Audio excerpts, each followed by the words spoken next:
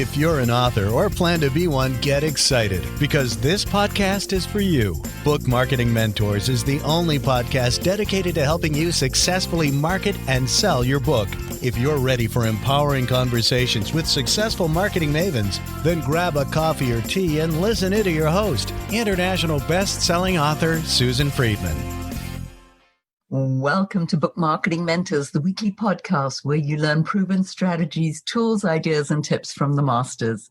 Every week, I introduce you to a marketing master who will share their expertise to help you market and sell more books.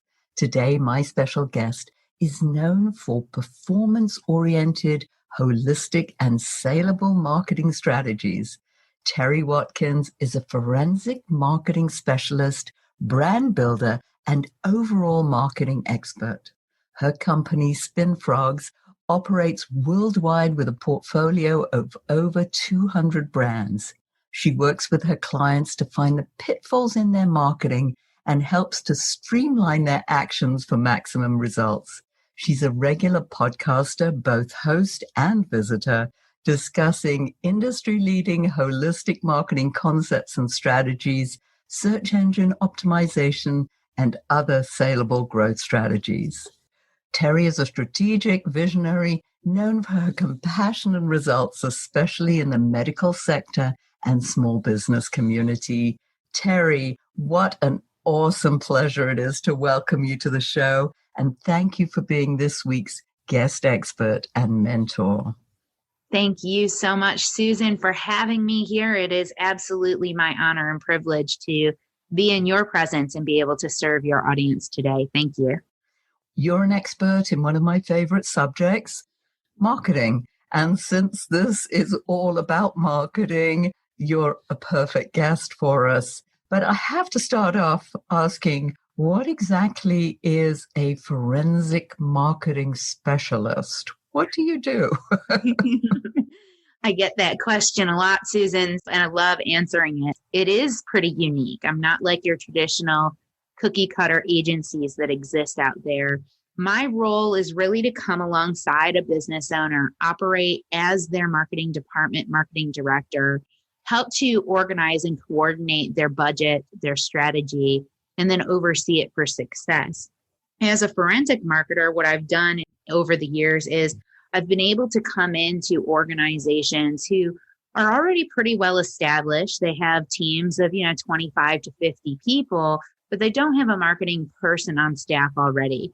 The business owners wearing multiple hats, as I'm sure a lot of us can relate to, it gets to a point where they've kind of lost track of what they are or aren't doing to generate new business. They don't have anybody in-house monitoring the results either. And so what ends up happening is they go out and they play a round of golf or a round of tennis with somebody, that person they had a good time with, they like that person, they decide to get into an agreement with that person 6 months, a year, 3 years down the road. They haven't seen that person. They actually even forgot who that person was, but the contract is still there and nobody's really servicing it or paying attention anymore, but the business owner is still paying on it. And so what I've found is a lot of those situations that are happening across our country is tapping our small business sector dry in terms of revenue resources that they might have available for other marketing endeavors. As a forensic marketer, I come in and I ask them to show me their contracts. That's the first thing I want to see is your contracts. So I can look to see, where are you competing with yourself? A lot of our small business sector is competing with themselves online, particularly. And that not only waters down their effort and strips away their budget, but it also waters down their results because they end up actually paying more for less click-through rates or less return on investment for each one of their successive campaigns that are competing with themselves. So I like to use my forensic skills, my digging and finding the areas where we're duplicating and streamlining that process. So that way we can free up budget and start to generate better ROI from the work that we're doing. That's fantastic. Our audience, as you will know, are primarily nonfiction authors, and we're solopreneurs. We're working on our own, we're doing everything. And obviously, marketing is such an important part of what we need to do when it comes to selling the book, promoting the book, getting it out there, being seen as an expert in our industry. If you were to give our listeners advice as to where should they start this journey, because it just seems so overwhelming to them, and to the point often that it's so scary they don't even want to know. That's such a great question. And a lot of small business owners are asking that question too. So I don't think it's just authors that are asking that question, especially right now because of everything going on with COVID. I would say the best place to start is think about the book that you've written. A lot of your authors are nonfiction authors, from my understanding. They're writing stories about their life. They're writing self-help guides or books that are going to help somebody accomplish something in their life, a step. Maybe it's a how-to guide on changing your oil. I'm not sure. But those types of books, we have to think about as the author, who am I writing this book for? And if we can get pretty clear who this book is for, then we can start to begin to understand where that person might be hanging out. If they're in social media, which social media network are they on? Because they're probably not on all of them, but they probably are on some of them. And which ones are they on? Because that's going to make a difference in where you as the author needs to show up and to engage that audience and to let that audience know that that book is available to them. To ask questions of the audience, what sort of information do you need on this topic? So that you can make sure that you're providing that valuable information inside that book, making that book something that they can't live without. A good place to start is just sort of understanding exactly what's needed in the marketplace. What are some of the challenges that is going on in that particular marketplace and addressing those? Absolutely. You talk about holistic marketing concepts and strategies. Help me understand what those are exactly. A lot of times, because I do a lot in the independent medical world, holistic speaks to them because they're independent medical. Most of them are holistic healers, your aromatherapists, your massage therapists, your yoga instructors. When we bring that down to the book level, though, we're talking about holistic in that we want to make sure that what we're teaching on is not only serving the community that it's intended for, but that it's true to who we are so that we can show up in our best foot forward when we go on to do podcasts or when we go on to do video interviews or when we're posting into social media. We want to make sure that we're representing ourselves in a way that's going to be genuine and consistent with what we're sharing about ourselves in those books and those nonfiction works. Because if it's not, you're going to run into a dissonance in your audience's mind about who you are and should they be listening to you. You want to make sure that there's definitely a consistency with every place that you're showing up. And when I say holistic marketing, I really look at an organization and say from the bottom up and the top down, everybody has to embody this marketing mission because marketing is done internally first and then externally. And if we are not doing the marketing internally, we're missing a huge piece of the pie in the society, our community, our world that we live in. Our fake meter is pretty strong these days. We're going to be able to pick up on a dime that you're not being the person that you're saying you are if you don't do the marketing from the inside first. Yeah, I think there's this feeling that you have to put on an act, especially let's say if you're doing a virtual podcast and you're on camera. I know that I have a hard time in front of the camera, hence I love hiding behind this microphone here so nobody can see me. But yes, I think there's this feeling of, oh my goodness, people are looking at me. You feel maybe very uncomfortable about that. Do you have any, I know you love doing stuff on camera, any tips for us to feel more comfortable in that situation? Yeah, I think first of all, if you're not comfortable being on camera, don't be afraid to express that. I think people are receptive to that and are willing to work around that and find alternatives. They can still interview you in a podcast format and do something different in terms of visuals, like having the visual of your book or having photos that are playing on a reel if there needs to be a video piece. I don't think that you physically have to be on video if an interview is being offered to you, if you express that to the person who is offering the interview, that you would rather do it as an audio only. The other step, though, would be start to work to overcome that. In this world that we live in today, we're very isolated. We're very disconnected from our sisters, our neighbors, our brothers, because we can't physically be in the same space as them. Releasing a book today isn't the same as it was even 6 months ago, where you can go to a Barnes and Noble and do a reading and a signing.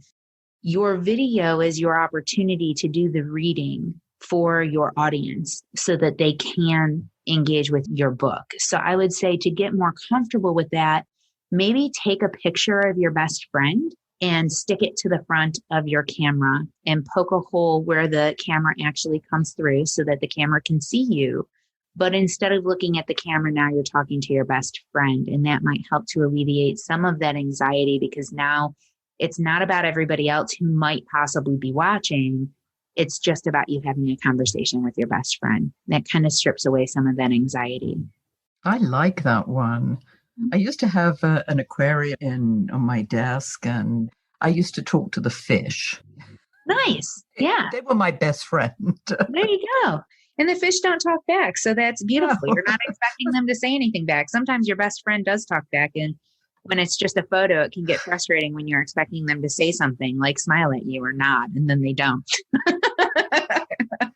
So Terri, you run a course called Propel, and I know that you're going to be opening it up shortly for new registrations. Talk to us a little bit about what you cover in that course. I know it's a sort of essentially a basic marketing course. What do you cover with your clients there?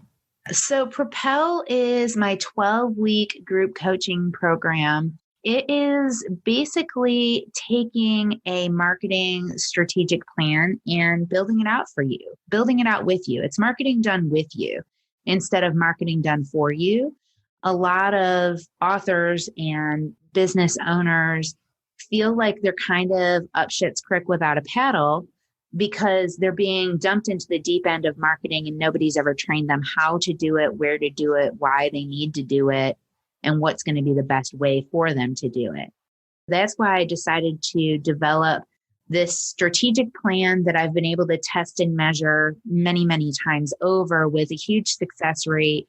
I've taken it and I've stripped out the individual specific meat to it that's specific to an individual company.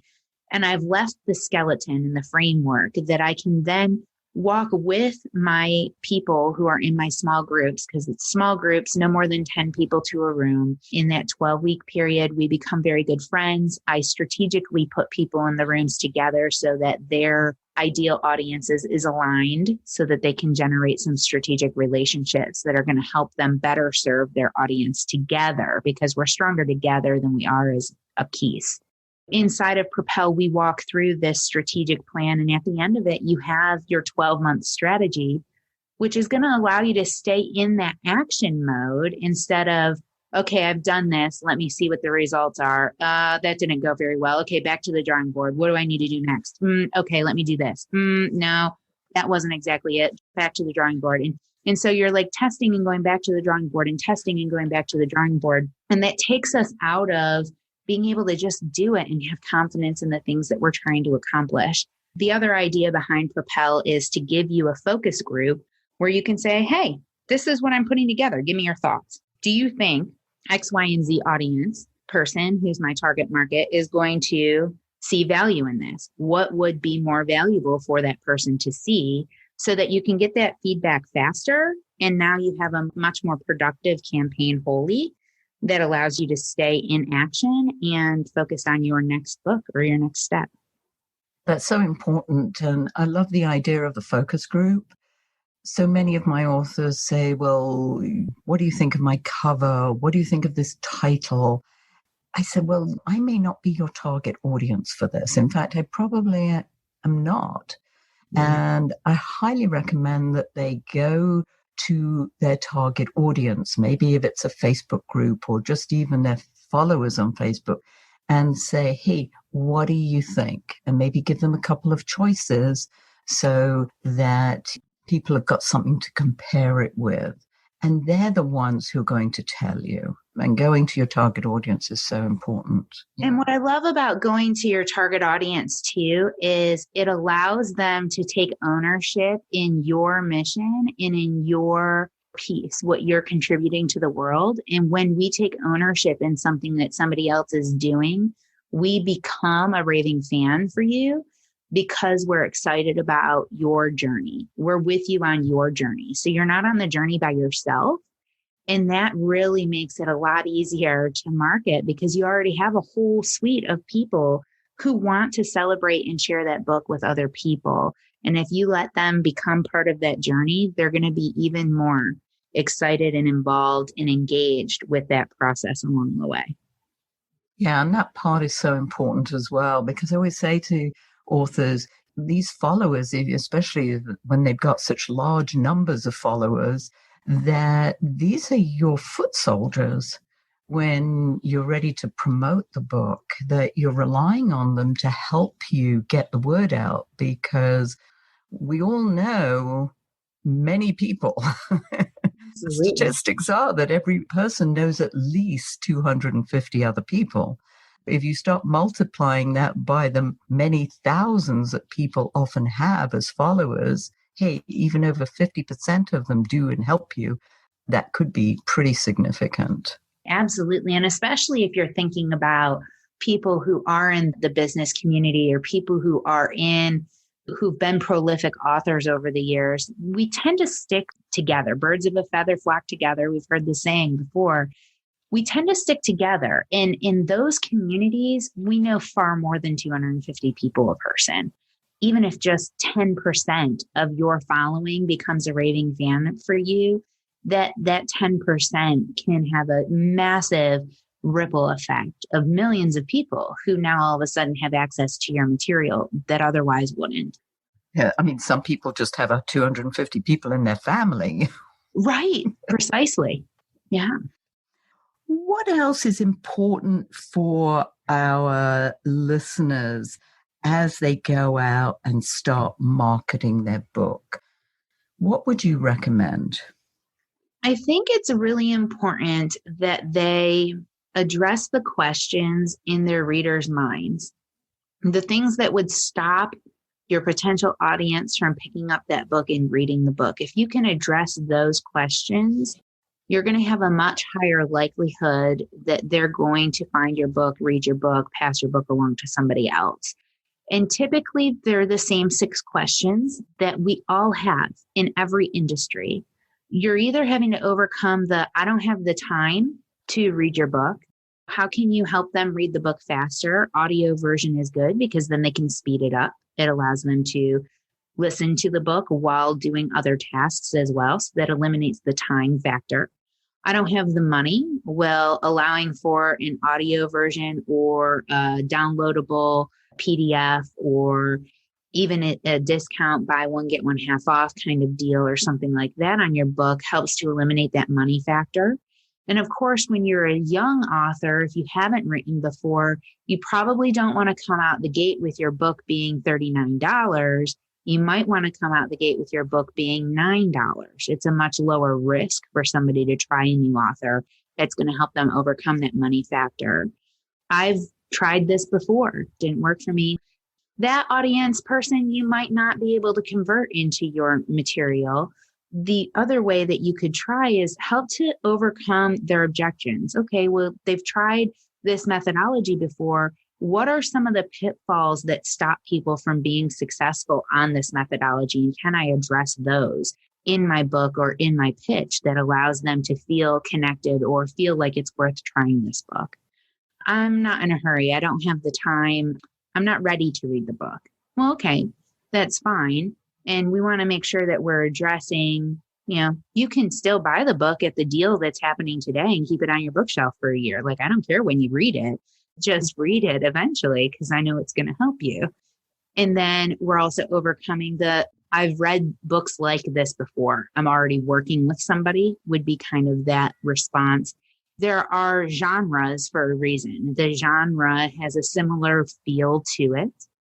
And every author inside that genre has a similar feel to how they're writing. However, we buy particular authors because we resonate with that author, because we like their style in particular as it relates to that genre, as it relates to that industry.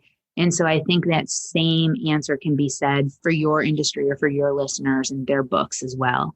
And then the last one is, I've tried everything already. And I've tried everything already. Maybe you're in the self-help industry and they have already tried a lot of different self-help books. What has prevented them from being successful? This is the same as like, I've already worked with somebody and it didn't work answer. So you want to make sure that you're addressing how is your approach different and how can you help them apply that approach so that they too can find success even with your strategy through your book. And I think addressing those 6 questions is in your audience's mind and in your reader's mind before they read the book is going to help you increase your visibility in your social media networks. It's going to help you increase your relatability in your interviews.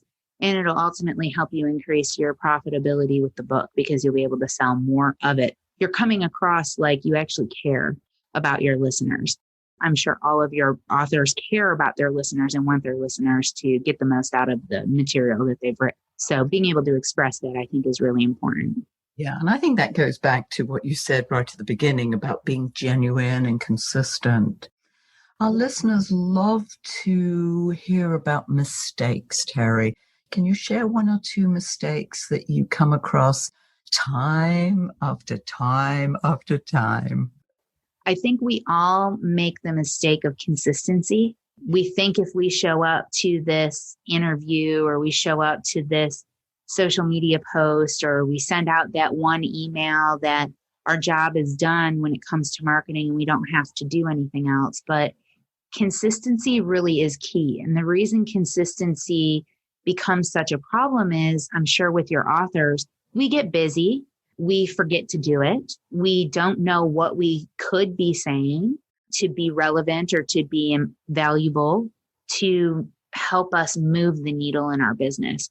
If we think about how we can consistently add value and consistently show up, what we're showing our audience is that not only do we care, but that we are accessible and we understand them. We are posing questions. We are sharing insights, factual information.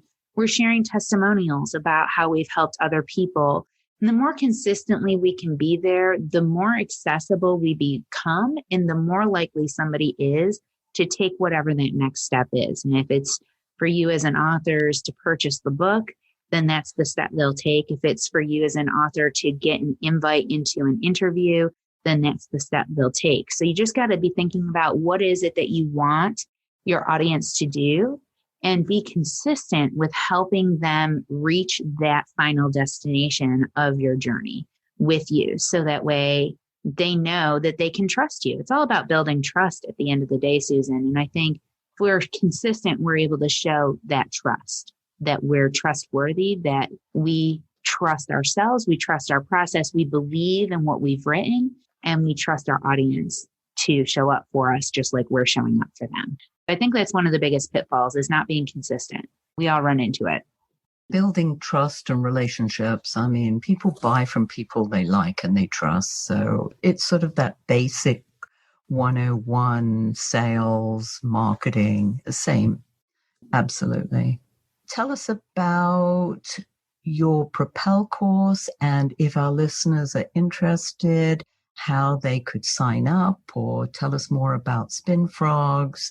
What would you like our listeners to know about? The Propel course is small groups. I usually have between 2 and 4 small groups of 10 people running at the same time. 5 different times of the day that they run. The next Propel program opens up for registrations and enrollment November 1st of 2020. And our first class will be held January 1st of 2021. And my goal is always to position everybody who enrolls in that program in a small group that is going to make the most sense for them, who they're trying to reach or how they're serving that audience, so that they can generate those strategic partnerships that are really going to anchor them into the profitability sector that they could potentially reach. And so that's always my intention with it. The best way to get access to Propel is to go to SpinFrogs. That's SpinFrogs.com. And then up at the top, there's a trainings tab. If you click the down arrow, there's a section that says group coaching. You click on that group coaching tab, it will take you to the Propel program. You'll be able to read all about it, all of the bonuses and amazing things that we do inside of there. You'll be able to see some testimonials of people whom I've worked with one-on-one. And as we go through this first round of Propel, I'll have more testimonials of people from the group and the success and the results that they're experiencing on that page as well. But that'll be where you go to sign up for it. And again, sign up will open November 1st so that we can start in January. And certainly would love to be a support and to help any of your authors with their marketing strategy so that they can help more people with the books that they are writing in less time with more fun. That's what it's all about. And if you were to leave our listeners with a golden nugget, Terri, what would that be? If I had to leave your listeners with a golden nugget, I think the thing that they need to embody the most is that everything they have to say is of value. It's a matter of finding the people who find value in it. Beauty is in the eye of the beholder, we've heard. Just because you're not getting the results that you thought you would with your marketing does not mean that your book was a failure or that you have no value, because you do.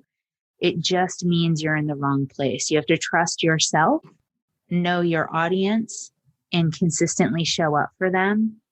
And know that when you do that, your people will come. The whole field of dreams, if you build it, they will come. Your people will find you. It's an energy. Our whole world is made up of energy, and energy, like energy, attracts like energy. And so if you put in to your work, to your book, to showing up for your people, the energy that you want to attract, the people you want to serve the most, they will find you. You just need to be consistent with it and trust in that process that you do have value and people need to hear what you have to say. So please, if you're on the fence about writing the book, write the book, because you have something of value to say and people need to hear it. Such wise wisdom. Thank you. Beautiful. It just sort of went right to the core. And so I appreciate you being here, Terri. And thank you all for taking time out of your precious day to listen to this interview. And I sincerely hope that it sparks some ideas you can use to sell more books. Here's wishing you much book marketing success. The time is now to take action and finally build your book-selling empire. And the great news is that Susan is here to help you. Visit bookmarketingmentors.com and sign up for a free 15-minute book marketing strategy session with Susan. She'll help you discover your first steps to marketing and selling your book. Only those who take action are rewarded, so visit bookmarketingmentors.com, and we'll see you again next week.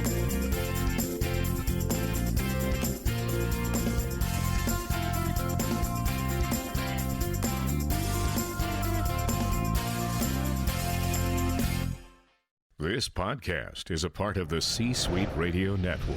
For more top business podcasts, visit c-suiteradio.com.